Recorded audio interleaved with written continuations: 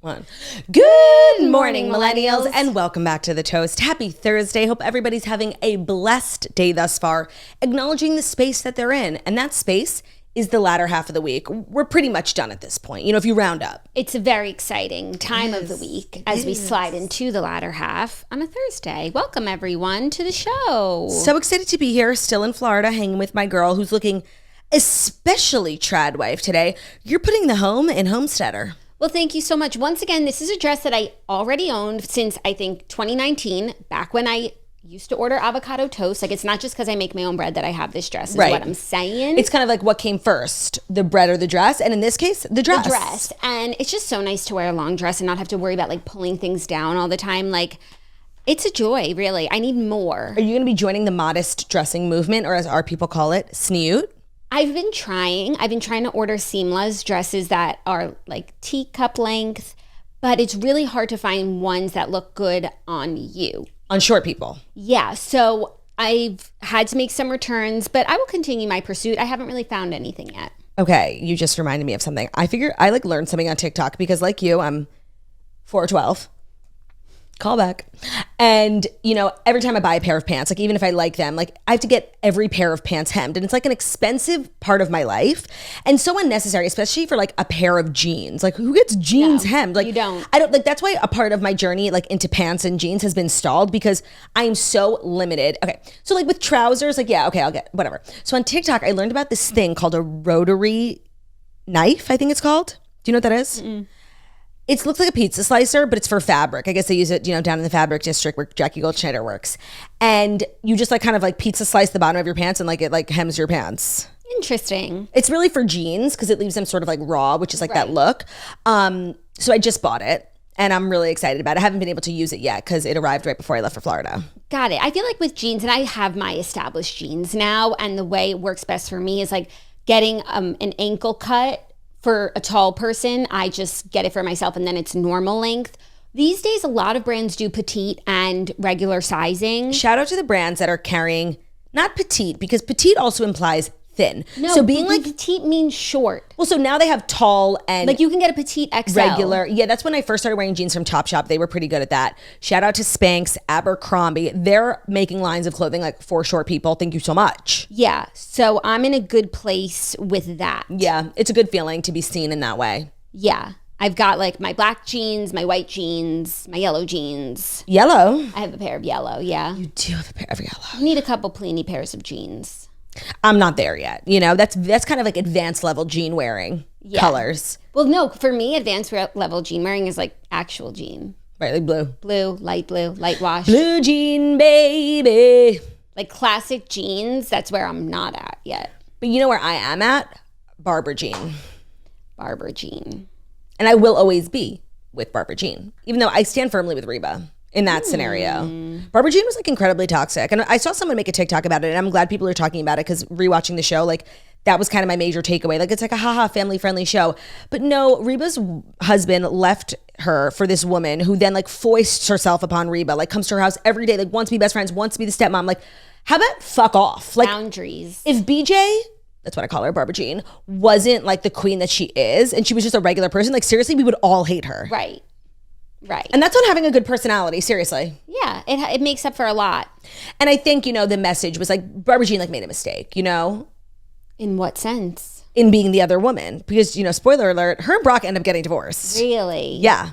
So she made a mistake. And it was like all that for nothing. Well, not a mistake because they had a beautiful child together. Okay. But you know what I mean? Like, it wasn't that Barber Jean was a bad person. She was a good person who did a bad thing. Interesting. I didn't realize these dynamics were at play. It's kind of a layered show. And it's a little, watching it now as a grown-up, like you see there are different dynamics at play. It's mature. Yeah, it's for mature audiences. Content. We were not mature audiences when we were watching it. No, I think about that a lot. Like things we watched as kids that we certainly should have been watching. Degrassi. But we didn't understand, which is good. No, but I definitely learned like, I don't know what I want to like say this word. It's like kind of a crazy word to say, but like I learned like what rape is from Degrassi. And I think I was far too young to be like knowing what that is. Yeah. Yeah. I never heard that word before and like what the meaning meant. And they just right there explained it to me. It was an advanced show. Yeah, it was, for fast kids. For mature audiences. Mature content, yeah. Mature children. We've got a great show today. We are just, going to do our thing. And in addition to being podcasters to the stars, Jackie and I are also models today. Because we have a huge day of photo shooting. We have like new merch coming out. We also just like need new headshots because like we said, we're like actors, models, constantly on set. And so we have this like big photo shoot today, which is probably why we look so gorgeous. Yeah. We both really look like next level. We did our hair, makeup. Yeah. We have a really big afternoon of modeling, which is hard work. Oh, and we'll be modeling outside, and I feel like we might not even need to do extra activity for our Aura rings. Oh, no. However, we have to play pickleball because we haven't played one since you've been here because we've been so busy. I know. And tonight like could be the night, except Summer House is on. And tonight could be the night, except we're going to be so tired from modeling.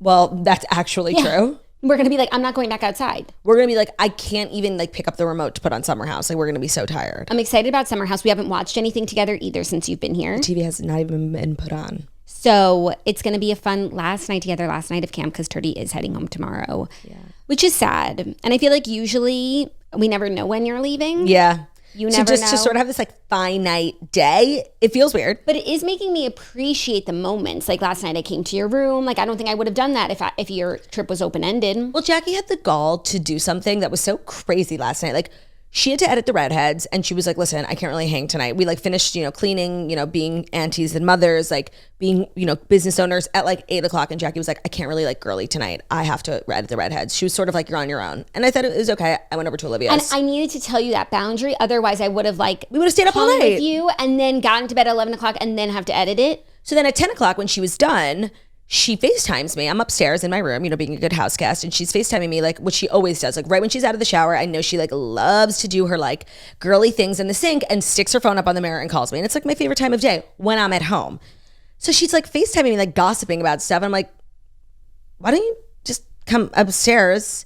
She's like, yeah, I guess I could. I'll be up in 20. And she was up like 30 minutes later. We did a nice girly chit chat sesh. I was finishing editing the redheads. I had to do my skincare. Like I couldn't come upstairs right out of the shower. I had to dry off. So you were in the shower? I was in the shower. That's why I called you. While you were in the shower? Yes. We've been quoting Legally Blonde a lot recently.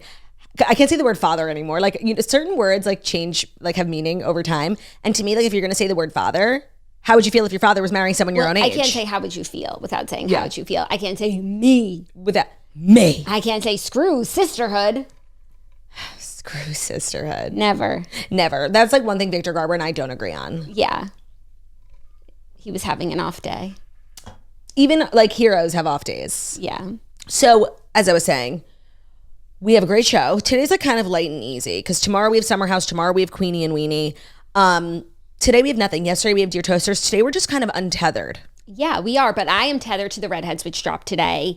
Great episode. Major announcement in the episode. I'm not going to spoil it. Oh my God. Yes. Like, and this is not us being like clickbaity, stupid, annoying. Like I forgot that was going up. Oh, I'm so excited. So that's very exciting. I want you guys to experience the announcement as it happens, and like then don't go looking for it. Like it's a joyous announcement. You won't even know where to find it. It's also like in parts throughout the episode, like more stuff is emerging. No, but I'm saying like somebody might like leave a comment on the post or like go to the Facebook group. No, just go listen and enjoy it. You'll be so happy. Yeah, great book, great show, great girls, greatness, just greatness all around. I really need to read more this month. Like, actually, I already have my goals for the month. I'm not going to add more to it, because I have my wellness, fitness goals, and like.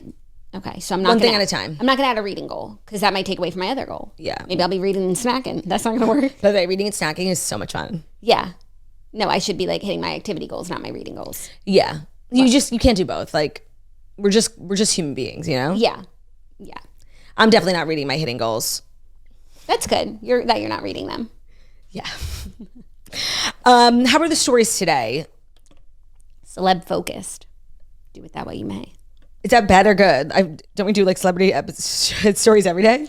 One, it depends who you ask. Is that bad or good? Everyone has a different sort of thing that they like for the stories. And yes, we do celebrity every day, but there's usually like one or two that are not so celebrity, like what you would read Food in news. Us Weekly, And then of course, like the circus freak people news, of human course, interest. there's none of that. It's like very Us Weekly. I actually wanted to talk about this on the toast. So I made a TikTok yesterday And, you know, it was like hot take alert. And I hate when people do that because like they'll be like hot take and say something so boring and lame. It's like, okay, thanks. Yeah, we knew that. But I actually like gave a hot take and people are like fighting in the comments about it. And I'd like to get your take on it. I do think you'll agree with me because especially on TikTok, there's always having conversations. And Tinks talks about this a lot. And I think this is something Tinks and I will disagree on. She calls it like boyfriend sickness when, you know, we always like clown on friends who like get a boyfriend and then you see them significantly less because they're hanging out with their boyfriend. I mean, and like, then what's the boyfriend sickness? Who's sick? the girl, like you don't see her because she's sick with her boyfriend. I think that's, I'm not sure. Not the former friend who's sick because her other friend got a boyfriend? No, I think the way Tinks describes it, and forgive me if I'm using her phrase wrong, like boyfriend sickness is like, oh, where's Talia? We haven't seen her in a while. She's got boyfriend sickness. Okay, so she's just like in that stage with her boyfriend. And so my hot take was soaking up each other's awesomeness. Soaking up each other's awesomeness, exactly. And my hot take was like, I really don't like that narrative. I feel like it's so wrong. Like I see it more as, no, like the part of your life where like you consistently all the time hang out with your girlfriends like is over. And yeah, like a friend who's dating someone who's hopefully going to be like her husband, her life partner, the father of her children, like, and spending like a lot of time with him. No, that's like growing up. That's evolution. Like I think the girls who like sit around talking shit about the girl who has like too much time with her boyfriend, like you guys are the toxic ones, not the friend who just got a boyfriend. Yeah, I agree. The friend in that situation who's complaining her friend has boyfriend sickness, like is a toxic friend who's immature and like thinks, well, we're going to have sleepovers and braid each other's hair forever. Like, sure, nice, but people need to grow up. You know, civilization needs to repopulate itself. Like it is time. So the comments were really divided. Half the people were like, thank you, like, yes. And then the other half were like, no, you should be able to prioritize both. And I just don't think like your friendship should be of equal priority. By the way, having friends and spending time with your friends is so important. Like, especially the older you get, I feel like you need it even more. But you have a million friends when you're in college, and when you're 35, you don't have a million friends. You hopefully have like 4 or 5 really, really good friends who you lean on. But wait, I lost my That's a lot still. Yeah, I lost my train of thought. What was I saying right before this? Oh, the comments were really divided. But I don't think like your friendships should be of the same priority level as your relationship. Well, here's the thing. That is priorities. There is a hierarchy. So you can't say you need to give equal priority to your friends in your relationship. Like you have to choose one that's called having a priority. Mm-hmm. There can be a number 2 not far behind, but like it's never going to be equal. And what are your priorities? And we need to make choices. And people don't want to do that. And they're like, I love everyone. I want to see everyone. No, like what is your priority in life? And maybe for some people it is their friends and it's having those friendships and men, what like Sex and the City, men come and go and we're each other's soulmates. That could be you. Love that for you. For other people, not so much. No, and also what somebody had commented that I thought was really insightful is like it's also like we don't have endless time in the day. So when you are like merging lives with someone, you have their family and friends now to think about. So like naturally, because that's how time works, and you are gonna have to like divide up your time differently. And just because like you're seeing someone less, like that doesn't make you a bad friend. And they're like, she's not a girl's girl. Like I just don't like that. No. I don't agree with it. So yeah. That's not what we meant when we said girl's girl. Yeah. That like we're going to be with you all the time and we're going to like sacrifice everything for you. Right. That's not what it means to be a girl's girl. So I was kind of making waves on TikTok last night, 200,000 views. Yeah. I think it's an important message that you're spreading. It's not a message. You don't have to agree with me. I just like, I think the other side doesn't get talked about enough. Like we're always perspective that you're spreading. We're always like shitting on the girls who like disappear a little bit once they get a boyfriend. And like, I just wanted to offer like perhaps another perspective for those girls, you know? Yeah. And it's like, they probably didn't see it though because they're with their boyfriends. And also for the girl, for the friend, it's like, what would you do if you were in that situation? Really, you would probably be boyfriend sick too. So it's a bit of jealousy and it's a bit of selfishness that it's not you. Well, I think a layer that people don't say because it sounds a little mean, and I don't mean it to be mean, is like the friend who is like more often like the friends who are like sitting around complaining, like they probably aren't in relationships yet. Like they're the single ones. So I have to assume there's like an element of like bitterness there too, because they might understand it once they reach that phase. Right. And they will. Right. And I guess it's just everyone, like what is everyone's ultimate goal here? Because I think for some people it is to be in a relationship, to get married and to have children. But if that's not everyone's, then they might not be able to understand why you would prioritize your relationship if that's not your future. I guess it just boils down to like everyone being different. And everyone have different dreams. And as an elk of a dreamer, like I get that, you know? Are you the elk of a dreamer? No, actually, I'm like extremely realistic to the point where it actually holds me back from doing things because I'm like, it's not going to work out. Yeah, it holds me back from dreaming because my feet are too firmly planted on the ground. I would say the same for me. Yeah. I feel like maybe that's something we could work on, like being a little bit more delusional.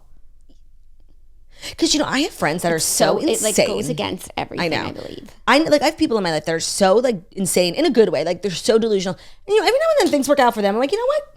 Good for you. Yeah. And they really, I have to imagine like it worked out because they put that out there, you know? I don't know. I think you either have it or you don't. And I think like being a realist who's veering into doing some dreaming is going to hurt you because you're so aware of the reality. The thing is, yeah, as a realist, like veering into dreamland is really only going to hurt you. But as a dreamer, veering into reality land, it's going to help you in the long run. It's going to be hard. It's going to be hard. But it's going to help you. That's why they don't come here. Yeah. They stay there. We're just kind of giving like, you know, Doctors Without Borders. Like we are just... Doctors with borders. It's giving boundaries. Yeah, it is. And know thyself. The 3 words, it's giving boundaries, are 3 words I never want to say ever again. Like that to me is like the lowest bar internet talk, like 3 brain cells. It's giving boundaries. But it depends if you're saying it in a positive or negative way. Well, if I'm saying it ironically, I'm all here for it. But I just said it like in a dead serious way. And I'll never say it again because I'm listening and I'm learning. And you're doing better. I am doing better. Thank you. It's giving doing better. It's giving best. It's giving doing better every day. Which is all we can strive for. There are people who really talk like that. Like, no, I know. And but they don't listen to this podcast. And then what do you say after that? Those people aren't listening to this podcast. So I feel good about that. I think that's actually something we've actively sought out is like avoiding getting that type of audience. Yeah. But your persona... Bon voyage. What does persona non grata mean? Like... Ooh, unimportant? No, like... Anonymous? No, persona non grata, like X, like bad person. Oh, radioactive. Yeah, I think. I'll see what it translates to. What is it, Latin? Oh, I kind of like that. I didn't know that that's what it meant. And I feel as though I use the word radioactive actually quite a lot. A persona non grata, it's in diplomacy, is a foreign diplomat who is asked by the host country to be recalled to their home country. Okay, so it's giving expelled. Right, but what does it mean colloquially? A person who is unacceptable or unwelcome.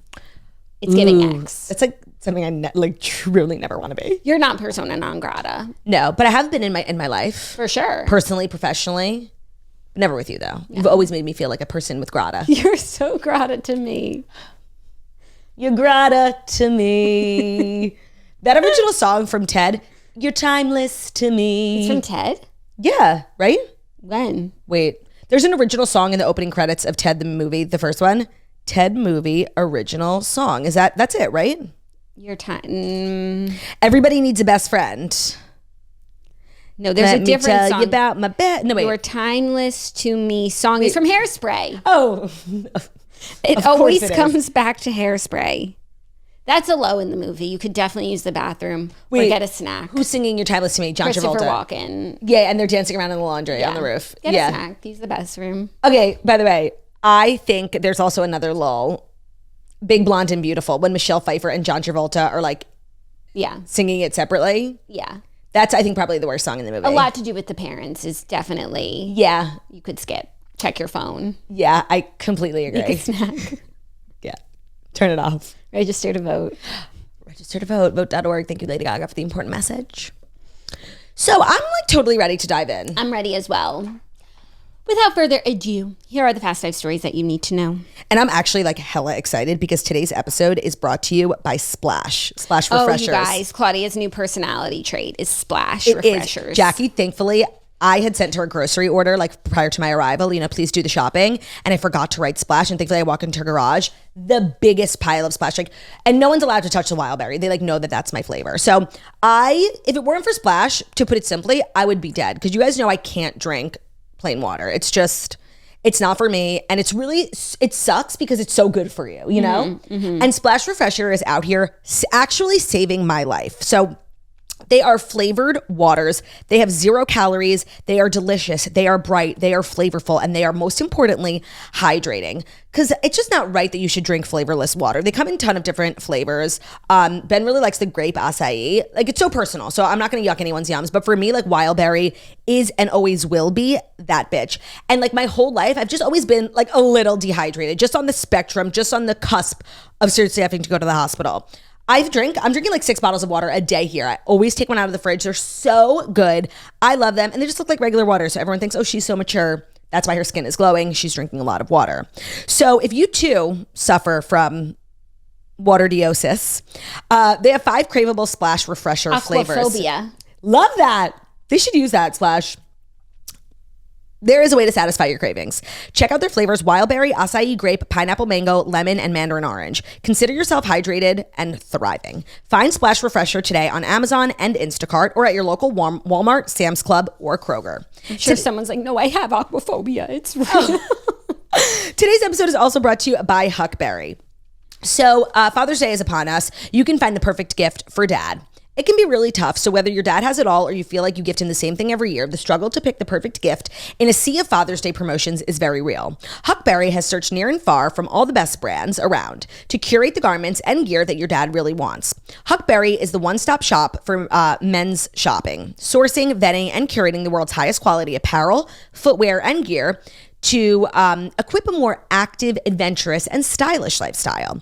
So if the father in your life loves to grill, loves golf, is really into clothing, Huckberry has something for them, and you should check out their gift guide because it's really easy to find things that you might not think of. I know you're shopping extra hard this Father's Day for the father in your life, Jax. So if you have a husband who loves the great outdoors, like your husband, you can have garments, you can find garments and gear that he'll actually want this Father's Day on Huckberry. And we've got a great promo going on, so you can support the toast, be a good wife/daughter, and get them something great. Visit huckberry.com and use our promo code TOAST10 at checkout for 10% off the gift that dad actually wants. And now, if you use our code TOAST10, you can also get free express shipping for all your last-minute shopping needs. That's TOAST10 for 10% off at huckberry.com, HUCKBERRY.com.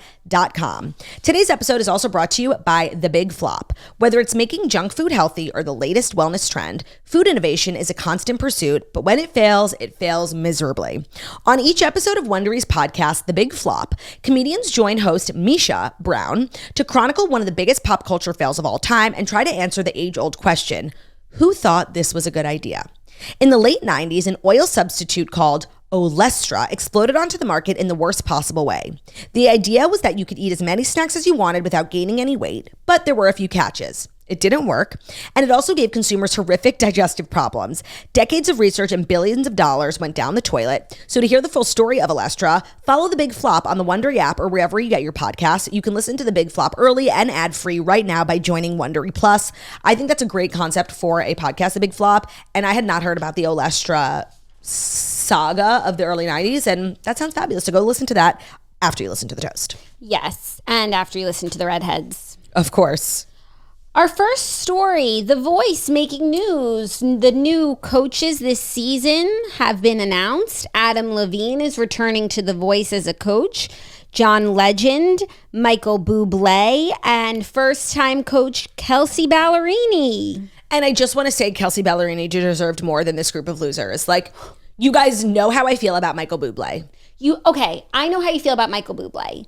But I actually think, and apparently he's a returning coach, so this isn't I don't remember. But I hadn't known that he was coaching on The Voice, and so now I'm evaluating that choice. And I actually think he's a good choice for one of these shows because he's super talented, he's very musical, and he covers a category that's not really represented. I don't even know what to call it. Opera? It's wannabe Frank Sinatra. Big voices? It's wannabe Frank Sinatra. BVs. It's like a Josh Groban's like, wish you were Josh Groban. But I also feel like weirdly on The Voice and these talent shows, a lot of people have that sort of voice. They don't know what to do with it. And Michael Bublé could show you how to make a career of it. So once again, they're trying to make me, and by they I mean you, trying to make me like Michael Bublé. I won't. Michael Bublé, Instagram Live with wife, go search it. Like seriously, he gives me the willies.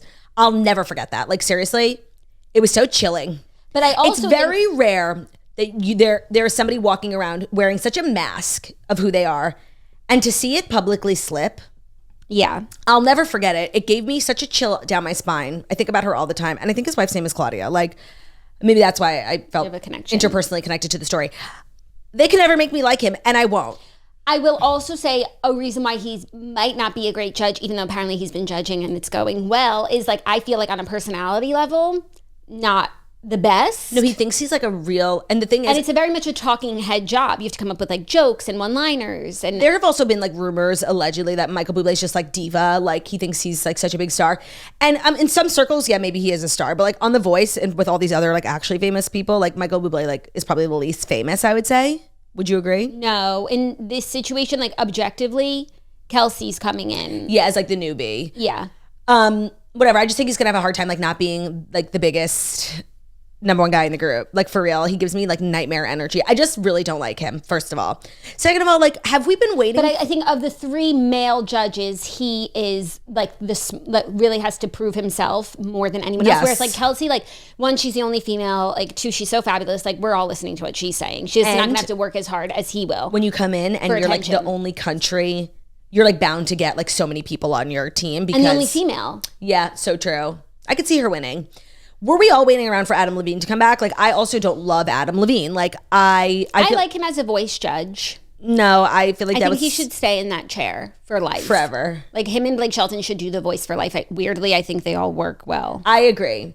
And I also don't like all the changing of the... Not that I watch The Voice, so this isn't for me. Maybe the Voice watchers are like, we like fresh judges every season. But I like consistency. Mm-hmm. I agree. And I like the idea of like, I think that's when American Idol really started to go south, when we strayed from Simon, Paula, and Randy. But Simon stayed around for a while. Yeah. And we don't have that like one constant. It was Blake Shelton, but this is, I think, his first season not being on. And then when Blake Shelton's there, I want Gwen Stefani there. Yeah. Just to finish up the circle, I also don't like John Legend. No, me neither. So I just think Kelsea deserved better. Here's my dream lineup for Kelsea. Okay. Even though they're like all country. I'll have to switch it up. Okay. Kelsea, Kelly Clarkson. I'm going to try and go 2 boys, 2 girls. Honestly, bring back CeeLo Green. Like, he was great and funny. And I would love Blake Shelton, but like him, Kelly, and Kelsea, it's like too much. Okay, but can't you just build a favorites voice cast, like not about Kelsea, just about like your faves? Oh, yeah. Okay, and I won't include... You can include Kelsea. Well, I haven't seen her on yet, but you know. But really just Kelly. I liked when Christina was on too. Yeah. I like the OGs. They should do an OG season. Who's OG? Blake, Adam, Christina, and CeeLo. Christina was I'm OG? pretty sure. Original voice judges. I think you're right. That sounds familiar to me. And I think Christina Aguilera, CeeLo Green, Adam Levine, Blake Shelton. Yeah. I also just feel like we can't talk about The Voice without me just mentioning how like being a judge on a show like The Voice is literally my dream job. Sitting and telling people they either... In a big chair? Sitting in a big chair, being on camera, like in millions of homes, telling people either like they're not good at singing, or if they are, like getting to hear beautiful people singing my favorite popular music. I actually can't think of a more amazing job. Well, it doesn't even matter if they're beautiful because you don't see them. No, The Voice is beautiful. Oh, beautiful. And I don't even have to turn around. There's literally a button. It's like a robotic chair. You literally could not have created a job more perfect for me. Yeah. I would do American Idol too, X Factor. Like I loved to watch those, and I would love to be on them. That's like seriously my dream. Okay, but how would you feel about, and I feel like... How would you feel if your father married someone your own age? Yeah, I feel like with The Voice, you don't get bad singers. You just get some people who aren't like amazing, like who have a nice voice. Yeah. Maybe they should sing on their podcast sometime, but they shouldn't pursue singing. So like, how would you feel about being a dream crusher? I think I would prefer that over being on American Idol where they actually have like bad singers come on. That feels mean-spirited to me, and I think I would get a pit if somebody came on and they're like such a bad singer, knowing like I'm sure this would just be used to embarrass them. I'm sure if we watch now, like we'd realize they don't really do bad singers anymore. Yeah, The Voice to me seems like the most humane. I guess you could just like not turn and like you've said what you said. Yeah, and even when they don't turn, they turn around and they always say nice things like come back, and they give them helpful tips. You know, I love to criticize and like be constructive. But then I'm like, Simon, like don't come back if you don't have what it takes to make it. Like don't waste your time. I'm doing you a favor. If somebody was really bad, I wouldn't tell them to come back. Not really bad. See, this is the part that's hard. Good, really good, not great, not good enough. No, but you know what? The most like popular singers in the world aren't the best vocalists in the world. Like just because like pop stardom and singerdom, musicians, it's not a meritocracy. Because if it were, like half the people who are famous would not be famous. For sure, but this is called The Voice, not the brand. No, not like the luck. Not the songwriter. That's so fair. We're going voice only. This is The Voice. I love what they did there. Also, one of my favorite parts of The Voice is like once or maybe twice a season, they have all the 4 coaches sing together. I, again, won't be watching this one because I like literally hate 3 out of 4 of the judges. And I love one of them, which sucks. But you know which one I really loved? Reba, Niall Horan, Gwen Stefani, and John Legend, they got together and sang I think like a Hall & Oates song, like a really random, and I had never heard of the song. Running down the road, trying to loosen my load. I swear there's something on my mind. Like Niall carried, and Reba was there helping. Niall literally opened, so good. It's one of my, I saw it on TikTok. I remember I was like literally drunk in the back of an Uber just scrolling TikTok. I saved it. I couldn't stop watching it. And I kept waiting for them to like drop it on streaming platforms. They didn't. It was so good. Maybe you just like Hall & Oates. No, I don't, but so random. Did you see Oates is on GMA this morning talking about their feud? No. Apparently, and I'm going to misrepresent, Hall is suing Oates or Oates is suing Hall. I think Oates wanted to sell his 50% of like the catalog, and Hall was like not down. And Hall then sued him, claiming he was trying to sell it to like it's literally wrote in the document, bad faith actor. I don't know what's going on, but the Hall & Oates community, like they're devastated. Michael Strahan was like, will you guys ever work together? The guy was like, fuck no, he's suing me. Like for real, for years. Like I hate this man. Wow. Yeah. Also, I'm sure it's more layered than the that. judges that you just also grouped, like, doesn't sound good to me either. Oh my God, it sounds amazing. Reba, Gwen, you love Gwen. Niall was amazing. And then John Legend. It's hard. I think I'm a really tough critic. I'm a tough judge of judges. Yeah. Oh, Ari was good. But she kind of was like too big. She like sucked all the air out of the room. Yeah. It's never who you think. Like, that's my favorite judges in history aren't the people who are like my favorite singers even. Yeah. Alicia Keys was good. Yeah. I guess I also don't watch, like never really have watched. So I'm just like. Yeah, we have a lot to say for two girls who don't watch. Making like preconceived notions based on like maybe minute-long snippets I've seen of their personality over the years. Do me a favor. When you crawl into bed tonight, don't start feeling sad, okay? Okay. Google Reba Niall. I will. Google that performance. It'll give you chills. You guys, watch it right now. I don't doubt that it's a good performance. I'm just saying, like, I don't want to hear all of them. I'm sorry. The song is by the Eagles. I remember now. That's funny. I kind of want to like, I need to learn that song. Like, it really made me like the song.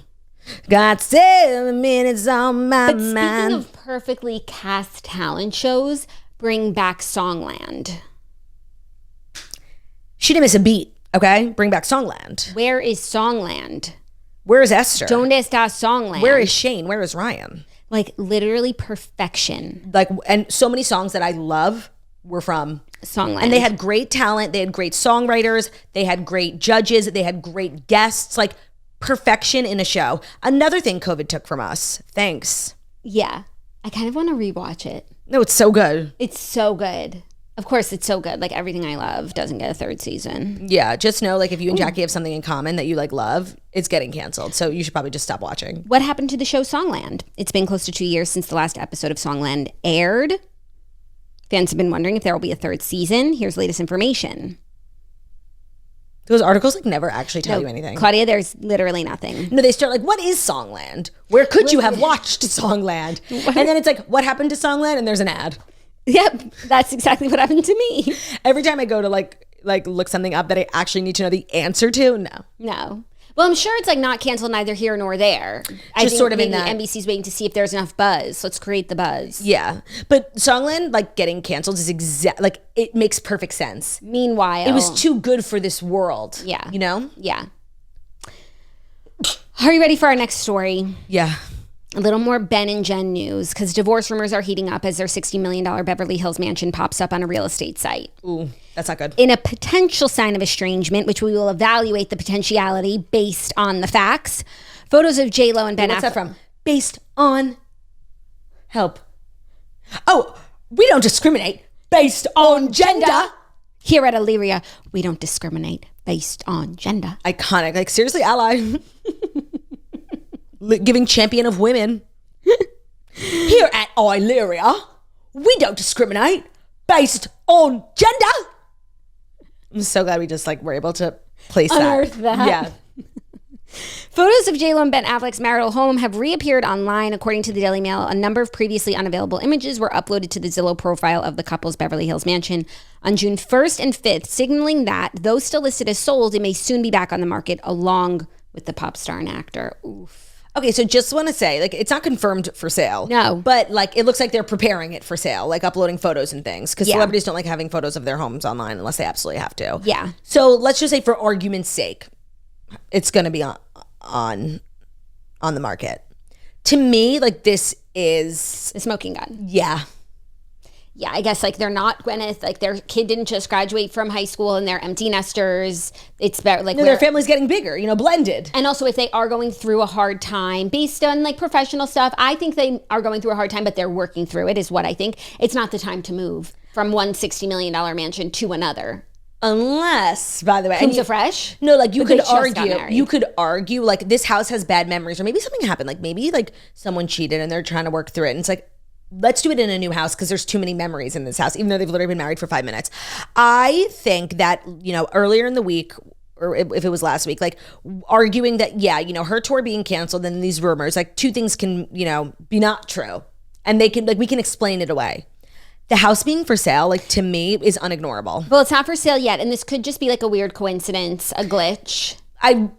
One of my favorite things, the photos went back up. If it goes for sale, I won't say it's a weird coincidence, but still, like, there is a opportunity for doubt. Because one of my favorite things about you is like you never give up. No, I don't. I go down with the ship.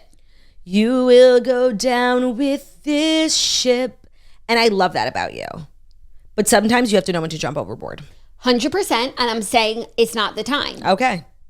I'm getting closer to the edge of the deck. Okay. But I'm not jumping ship yet. Okay. Just because some pictures were uploaded. Okay. However, add it to the pile of compelling evidence, yeah. Compelling evidence in the McKenzie file. Yeah.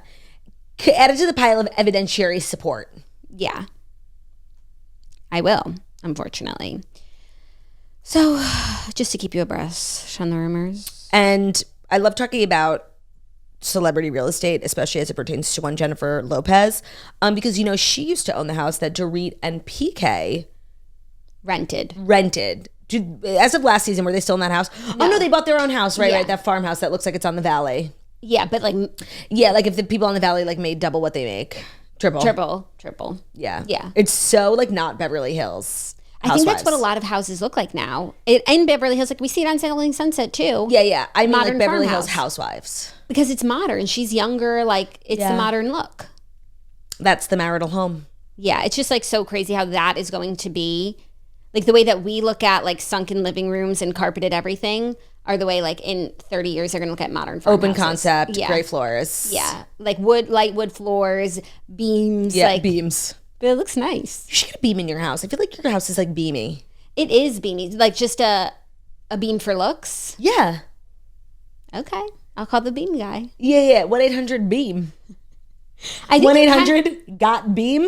I actually think you can just like add decorative beams. Yeah, Joanna does it all the time. I guess, but it does not feel fraudulent. No, it's like, it's definitely ideal and authentic when you have like a load-bearing wall that needs a beam. Right. Like for sure.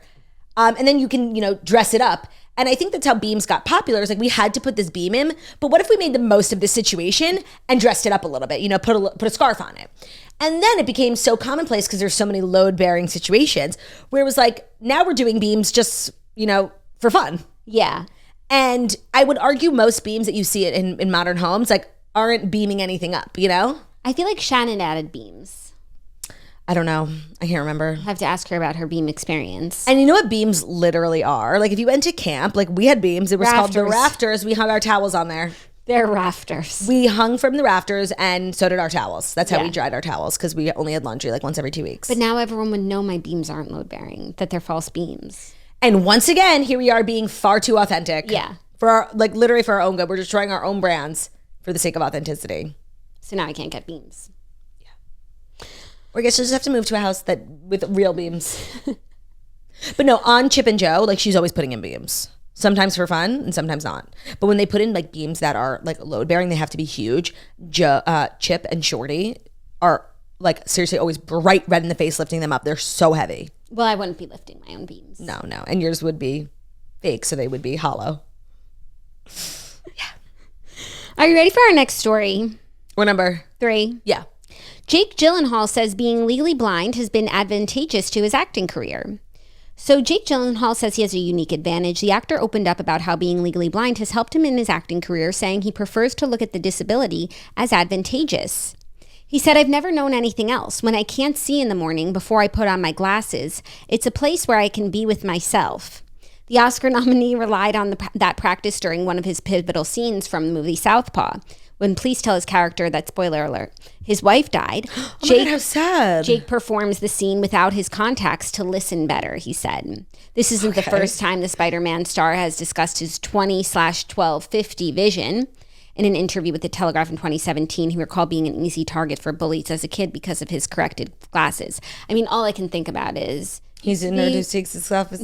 Used to be a little kid with glasses in a twin size bed. Oh, wait. And like he really needed glasses. He's never been able to see. Yeah. It's just so crazy that like, because when I think of blind, of course, I think of like, you know, Andrea Bocelli, Stevie Wonder. Right, not like I put on my glasses and I can see. Right, but that really is what like blind like is, especially like legally blind. But it's just really crazy that like you can call yourself blind, but like you're also like when I think of blind, it's like you never see, no matter what goes on in your eyes. Right. And once again, it's just a reminder, like seriously, we are so blessed. Like you nor I, we don't wear glasses, we don't wear contacts, like, and my husband does, and I see the toll it takes. Yeah, it's crazy to think about like waking up in the morning and not being able to see until you do your glasses or your contacts. That's not something you or I have experienced. Like Olivia, like she can like see like stuff, but not, it's blurry. Yeah. Margot too. Yeah. Ben can see, just not like amazing. Yeah. It's crazy to think about. And so I didn't know his vision was that bad. Me neither. And it's always been that bad. That's why he was a little kid with glasses in his twin size bed. And so I guess what Jake Gyllenhaal here is saying, you know, is that he's an optimist. He sees the glass half full. The glasses, yeah. He sees the glasses half full. And it's helped him. I mean, yeah, I guess when you can't see, your other senses are heightened. Isn't that what they say? Yeah. I mean, talk about, you know, leaning in. Yeah. Making the most. Mm-hmm. I wonder, so he wears contacts then? I assume. Remember that Substack about Jake Gyllenhaal? That was really crazy. Well, allegedly about Jake Gyllenhaal. Medium? Yeah. What's Medium? Like another? Like a writing platform? Yeah, it wasn't Substack. Oh, okay. It was like, and he was in that play. Yeah. Yeah, and it was totally think 1000%. I actually think about that thing a lot. That was really well written. First of all, it sounded like a short story, but it was totally not nonfiction. Mm-hmm.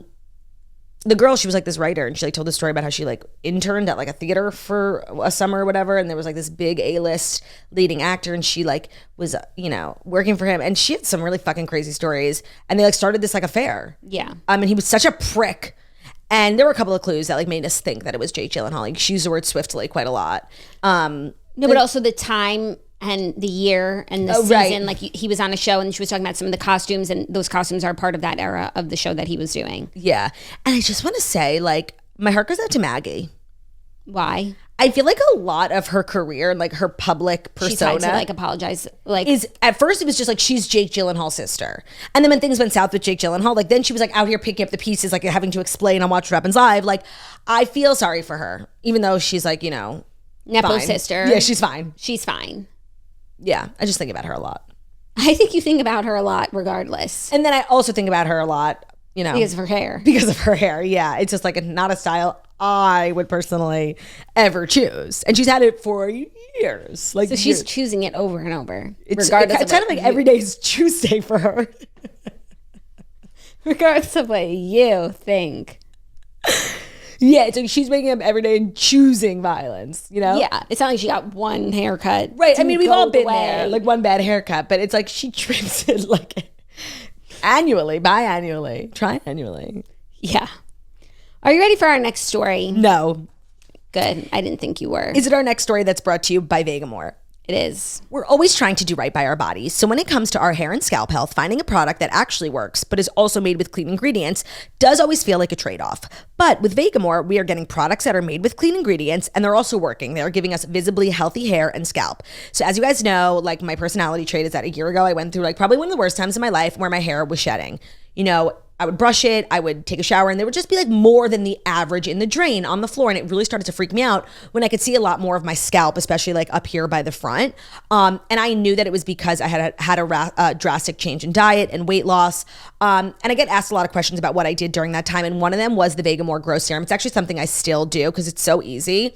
It's a serum. I'm on the subscription. It comes every time, so I never have to forget, because the key with Vegamore and the Grow Serum is being consistent, like doing it every single night, massaging it into your scalp while why I like this serum over other serums is one, because it really worked for me.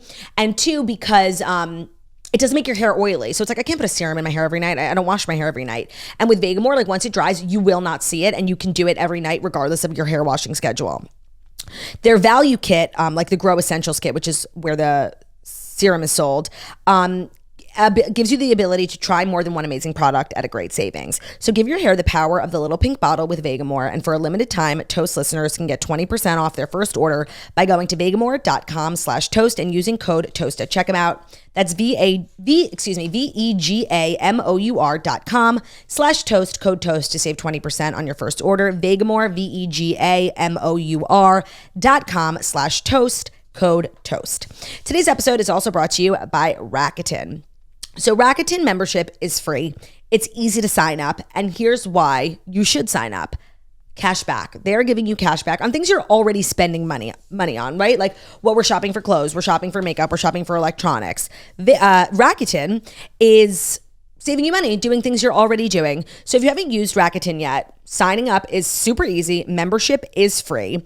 And it's the smartest way to save money when you shop. They're getting cash back at over 3,500 stores across every single category. That includes fashion, beauty, electronics, home essentials, travel, dining, and so much more. So stores that we love that are Rakuten partners: Macy's, Adidas, Walmart, Nike, Bloomingdale's, hello, Bloomingdale's, Urban Outfitters, YSL Beauty, Blue Mercury, Wine.com, Expedia, Dyson. These are things like the girlies are already shopping at. Like we need Dyson. We need to take trips. You know, we're going to Expedia, trips to the Cape, etc. So being a Rakuten member is literally a no-brainer because their members have earned over $4.6 billion in cash back. They have 17 million members who are already saving.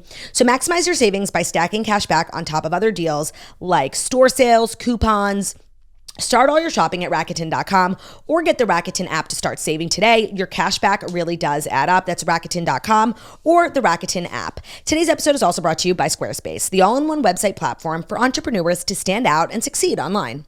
Whether you're just starting out or managing a growing brand, Squarespace makes it easy to create a beautiful website, engage with your audience, and sell anything from products to content to time, all in one place, all on your terms.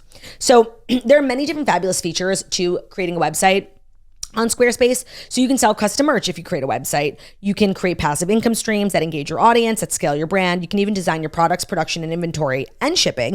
With Squarespace, it'll all be handled for you, saving you time and, of course, money. They also offer great email campaigns. So you can drive sales and engage your audience with Squarespace's email campaigns. You'll easily collect email subscribers on your site, build connections, and repeat business through regular updates that you can introduce your brand to your new subscribers with. They also have appointments. You can accept appointments on your Squarespace website, offer online, in-person private sessions. So whatever you would be creating a website for, like Squarespace has a feature to make it super easy to get you up and running, and it's not hard. You don't need to like spend so much money on like a fancy computer engineering degree or like a company. Just Squarespace. So you can check out squarespace.com for a free trial. Once you're ready to launch, go to squarespace.com/toast. You'll save 10% off your first purchase of a website or a domain with that link. So head to squarespace.com. That's where you'll get the free trial. And then once you're ready to launch your site, go to squarespace.com/toast to save 10% off your first purchase of a website or a domain. Thank you, Squarespace. Thank you, La. You're welcome. Our next story is a little biopic news, or as you guys call it, biopic. Biopic. Guess who's getting one? Ooh, okay, wait, let me think. Have I heard about this yet? You're not going to guess. Okay, go. Pharrell. Okay. And guess who's playing him? You're not going to guess. It's impossible for you to guess. Okay. Legos. So This is a stupid story. Piece by piece tells... This is stupid. No, but like, listen. Piece by piece tells the story of Pharrell Williams' life via Lego animation for a unique biopic experience. Animation? Animation. Pharrell Williams is bringing his life story to the big screen in a big way, but with tiny pieces, Lego bricks to be exact. The first trailer for the artist's unique biopic, Piece by Piece, dropped Thursday morning. Okay, Kelly Clarkson's influence. Yep. Giving fans a look at what to expect from the film, which tells the story of his life and career through the movie magic of Lego animation. Produced by Focus Features and helmed by Oscar-winning documentarian Morgan Neville, who also did the documentary 20 Feet from Stardom. Oh. This doc shows Pharrell's rise to fame, told with the iconic plastic building blocks, which seemingly symbolize the boundless imagination of the celebrated performer. Other featured artists who will be lending their voices to the story and will have Legos of themselves as well are Gwen Stefani, Kendrick Lamar, Timbaland, Justin Timberlake. In relation to Pharrell's story? Or they're getting their own? Story. Okay. Oh, no, not getting their own. In relation to his. Gwen Stefani, Kendrick Lamar, Timbaland, Justin Timberlake, Jay-Z, Snoop Dogg, and Busta Rhymes. I want to say something. I feel this is really stupid. And let me tell you why. Because I actually would love a documentary on Pharrell. I feel like Pharrell is at this crazy level of success and like accomplishments, and I'm not really sure how he got there. I feel like he's recently been doing a lot of like kid stuff. Like, didn't he do some work on The Grinch? Yes. And now Legos. Like, I feel like he's in all avenues. And I would love like a actually like helpful, real person documentary. And like him telling his story with Legos, like, get the bag. I'm sure Legos is paying up the ass. Literally love that for you in every sense of the word. You would do it too for a check. However, as the celebrity documentary sort of police. It's not a documentary, it's a biopic. Even worse. Like, seriously, I don't get it. All's that to say, like, Netflix needs to get on a Pharrell documentary. I feel like people are going to make, he already has one, let me say. Yeah. I'm talking Big Game, and it's like, maybe I didn't even watch it. Yeah. No, I agree with you. I probably won't watch the Lego movie of Pharrell. No, by the way, he doesn't have a documentary. But I think my husband will. I think this is like for my husband. He loves Pharrell and like he likes innovative animation like this. He likes that like football game. That wasn't Legos, that was Toy Story, but still. I'm sure there was a Lego one too.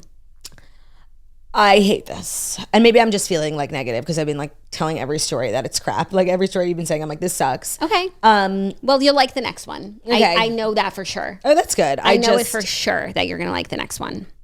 So I just think like Pharrell's story deserves to be told with a little more deference than Legos. But like he probably chose this. So are you saying you know Pharrell better than he knows himself? Is that what you're saying? No, I think I don't know Pharrell really at all, and that's why I could use a real documentary. Understood.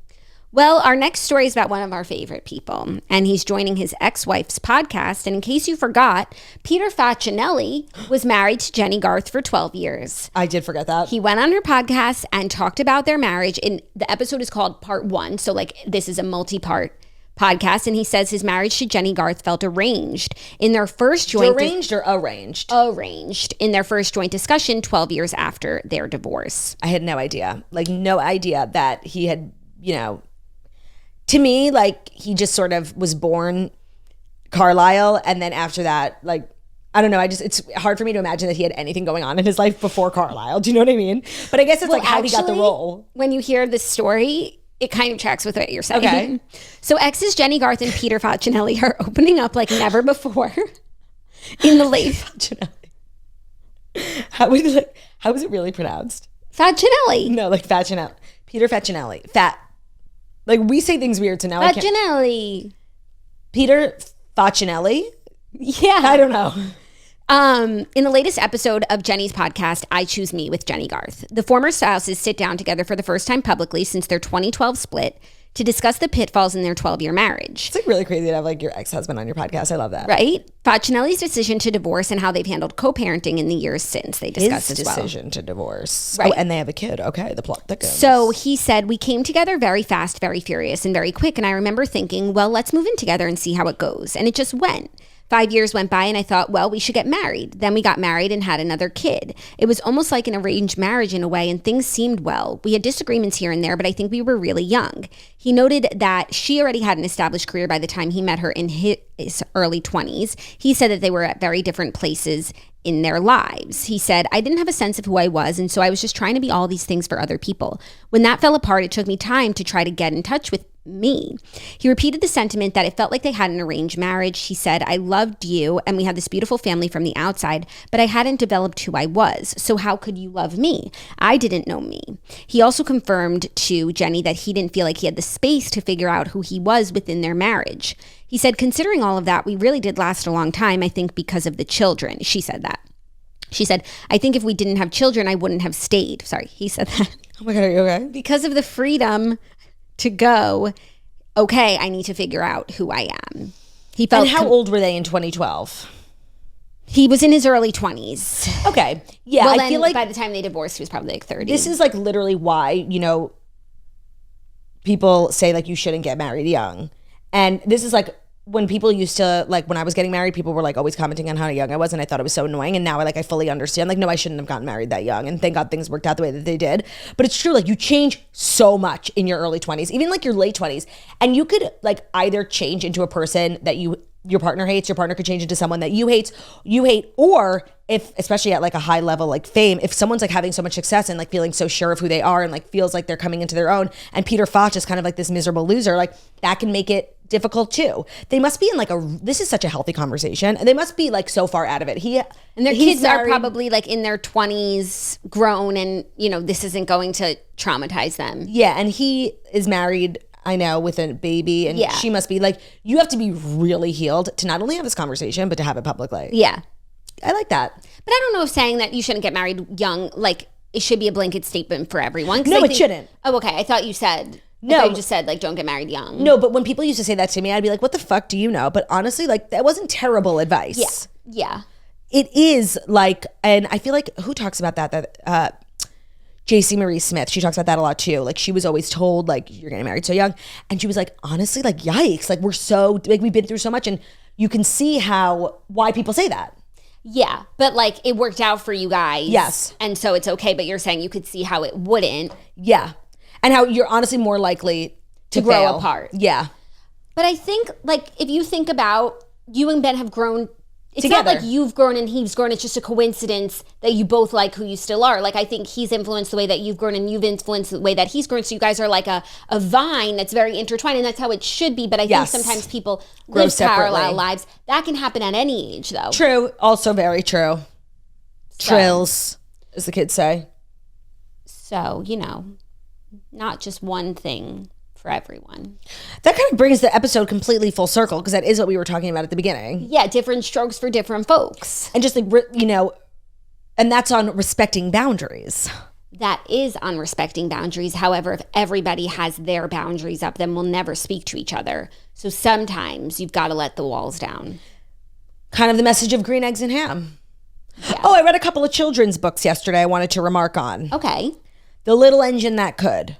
Crap. Overrated. Clunky, overrated, not fun to read. Not fun to read, doesn't rhyme. Like, I like the message, of course, but they take a really long time to get there. It's kind of like a memoir. Like, it's so long. And by the time we get to I think I can, like, is your kid still awake even? Did they even get to the punchline? But I did enjoy, like, figuring out that, like, this thing we all say, like, I think I can. It's kind of become, like, a very commonplace thing. I didn't realize it came from that book. So I like that. I like learning that. I also read Kelly Brienne's novel, River Rose and the Magical Lullaby by Kelly Clarkson. Now that's a fun read. I also like that there's a matching song. I didn't know the melody, so of course I had to improvise, which I was completely comfortable doing, but I realized some parents and aunties aren't as talented as I am, and that must be challenging for them. I do wish, I thought, because on the cover, there's a little circle that says, there's a music that comes along with it, and I thought if I pushed it, it would play. Oh. For the next printing, I think Kelly should work on getting that type of book made.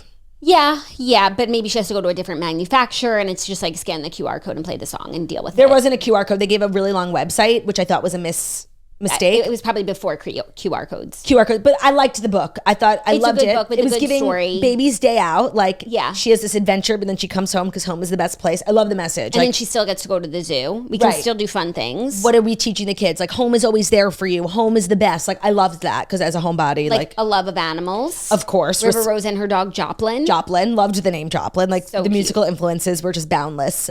Kelly Brienne gets the Turdy stamp of approval. And I also read this, like, it was kind of like a pamphlet from Wonder Woman. I didn't really like it, but I love... It was a thin book. I don't know what those books are called, but we have a couple of them. This one was the Wonder Woman one. It was pretty crappy, although I did love that you're teaching your boys, strong, positive female influences. Like, hello, auntie, mom, like, how could they not, walk away from this life with Wonder an appreciation? Woman kind of looks like Kojers. She doesn't not look like Kojers, for sure. And then the other one I read was about a rocket. Cute. Let's Go on a Rocket. So those are my favorite books, and we have all of them. And I'm still waiting for Let's Go on a Bicycle, but we're about to complete the collection.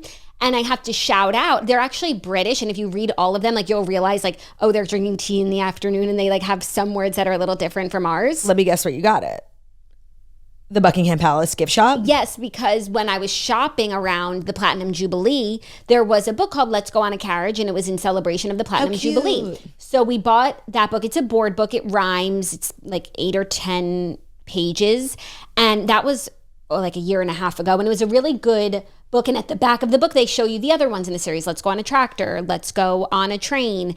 And so I like ordered one or two more, and then we like those were always just such a hit. And then when you go to the back of the book, you see all the ones that they have, and then like Harry would point to one, and we didn't have that one, so then I would go and find that one. But they're kind of hard to track down. I've gotten most of them. One of them I had to buy like used on Amazon. Like you'll see it. Oh damn. Oh, although I will say about Kelly Brienne's novella, I do feel like there was like a piece of the puzzle missing because one whole page was ripped out. Yes, one page is ripped out. And you know, in children's book, one page is like 4 because I didn't like, so let's say page 5 got ripped.